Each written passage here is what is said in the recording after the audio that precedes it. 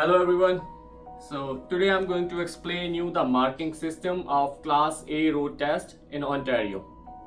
So before you go for the road test, you should know how the examiner is gonna ask you the questions, which will be the first questions, how many questions they're gonna ask you from the outside, and how you're gonna explain your in-cab inspections. So if you already know everything, you are well prepared. You know what the next step will be, how the examiner is gonna ask you the next question, and you should be very well know that how many errors you are allowed to make in anything. If you don't know that thing, maybe you are very intelligent, but somehow you make at least a little bit one extra mistake and your result is unsuccessful. So you can come close now. So the first thing will be they are going to ask you the inspections, and in the inspections the first question will be from the air brakes, and in the air brakes most of the times examiner ask you only one, but they may ask you two. They are allowed it. So 99% of the times I have seen it only one question from the air brakes, but sometimes they can also ask you two questions. The next step is gonna be outside questions. So from the outside questions, examiner is gonna ask you only three questions. They will ask you one question, you cover that one, then they will ask you the next question, then you will answer that one. So this is how you complete all three questions from the outside. So three questions from the outside. Then in the in-cab, we first explain all of the in-cab inspections to the examiner, and after that examiner is going to ask you two questions. So when you are done with the in-cab inspections, explaining everything, then you can say to the examiner, I'm done. Then examiner will say, okay, now you do this one extra. Okay, so two questions from the in-cab after explaining all the in-cab inspections in the beginning. Then the next step will be coupling uncoupling. So from the coupling uncoupling, you are allowed to make only two minor errors. If there is a major error in coupling uncoupling, that will be a complete failure. So make sure you don't make more than two errors in coupling uncoupling. The next one will be back most of the times, and then road. But they can switch these two things if they want to. If they want to take you on the road first, they can take you on the road first, and if examiner wants to do the backing first, they can do the backing first. So it's always up to the examiner. Now I have a results of one of my students here, so I'm gonna explain you all of his mistakes and how many points he got in his road test. The first question he got from the air brake: inoperative towing vehicle tractor protection system. Now the very important thing here is you cover all three parts of every question. There are three parts: demonstrate, defect, and describe. First, make sure you complete everything you know about the demonstration. Then you take out your schedule 1 and read the minor and major defects from there. And after that, according to the defect, what action you are going to take. Will you be able to drive the truck after that, or you are not going to drive? For example, if it's a minor error, you will say, I will call my operator, I will write into my logbook, and I can still drive this truck. But if it's a major defect, you will say to the examiner, this is a major defect, I will write in my logbook, I will call my operator, and I cannot drive this truck. So make sure you cover all three parts of every question they ask you.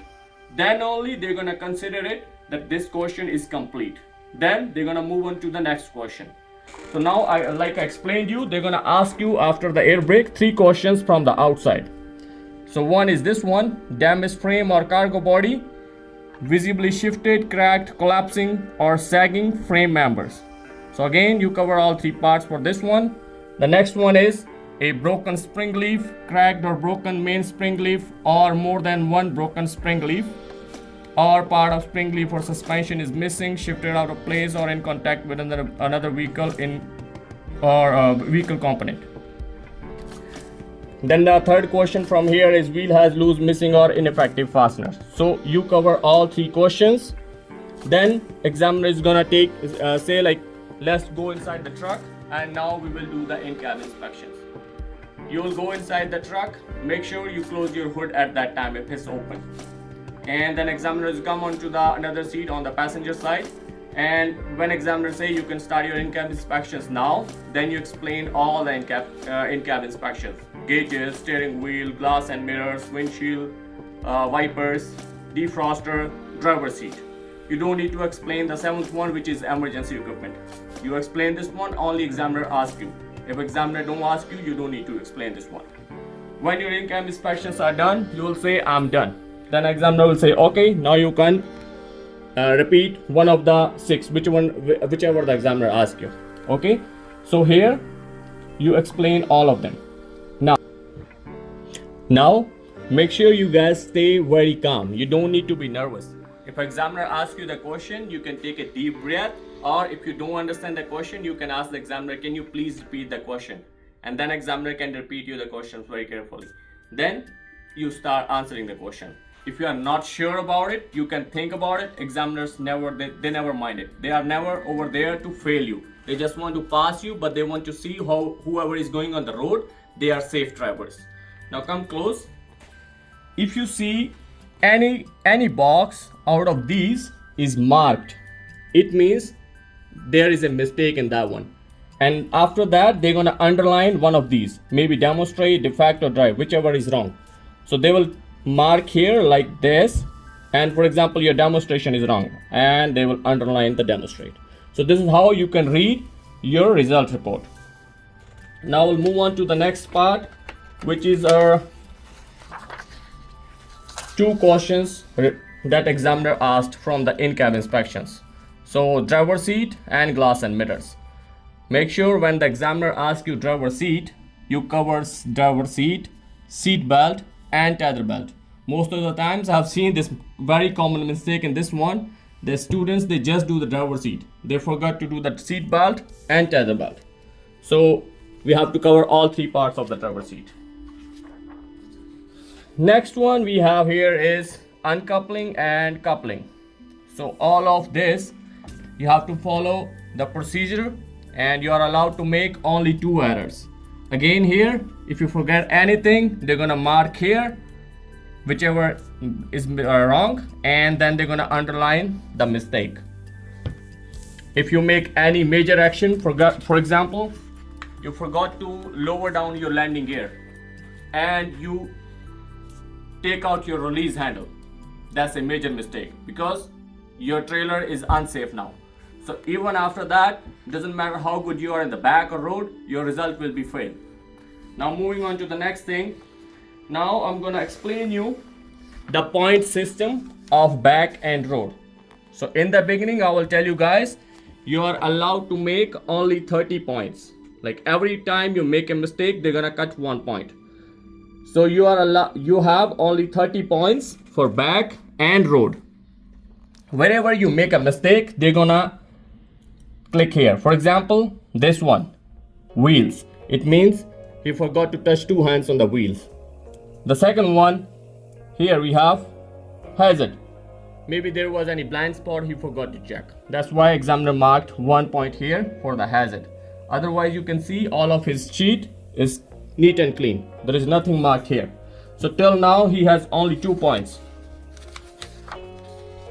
On the next page, he have here 1 more point for the traffic check. For the traffic check, examiners, they expect from you that you do the traffic check, like you do the mirror check in within every 10 seconds. If you don't do that, they're gonna mark traffic checkpoint every time. Then the next thing is backing.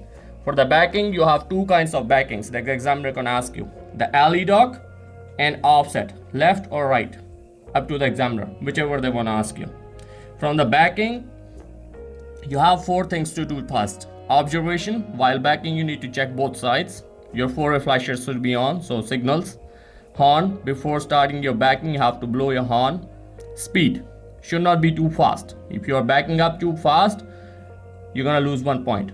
So no need to be too smart over there. Back up like a new driver and be careful. Keep looking everywhere. The third one you have is pull-ups. So for the pull-ups, 1, 2, 3. First 3 pull-ups, you are not gonna lose any point. after that every pull-up will cost you 1 point. Okay, so this guy has not lose any point for the observation, for the signal, for the horn, or for the speed. So 0 point here, and he used only 1 pull-up. So, and in the end, when you finish your backing, if your space behind the trailer in front of the last cone is less than 3 feet, then you don't lose any point. And if you have over there more than 3 feet gap but less than 6, then you lose 2 points. But if gap is more than 6 feet but your trailer is somehow you have reversed it behind the second cone, which is 20 feet. So if you reverse your trailer within the spot more than 20 feet but from the last cone you have more than 6 feet gap, then you're gonna lose 4 points, but still you are not fail. Then after that, you can see this guy has only 3 points, including road and backing. And on the road, if you make one of these actions, preventable collision, dangerous action, traffic law violation, inadequate skill to complete, too many driving errors, means you make more than 30 points, or backing. If you make any one of these, then your result will be fail. And in the end, you can see here, you meet the ministry standards. It means if you have tick mark here, it means you are pass. So now I'll just say, like, before you go for the road test, you should know how examiner is gonna ask you the question and how hard you have to be ready for that. Sometimes I've seen some students, they are very strong in backing and road, but they don't they are not very careful about their inspections or coupling and uncoupling. They do it just 1 or 2 times in their whole training, and the final result is fail. So everything is equally important. Before you go for the road test, make sure you cover everything, you practice everything. And if examiner asks you any cross questions within your inspections, you answer it very carefully. Okay, the answer is within the inspections. They just want to know whatever you are saying, you know the meaning of it. Okay, and stay tuned with Supreme Truck Driving School and Forklift Schooling. And if you have any questions or anything, you have any doubt, you can call us anytime. My name is Talvinder Singh.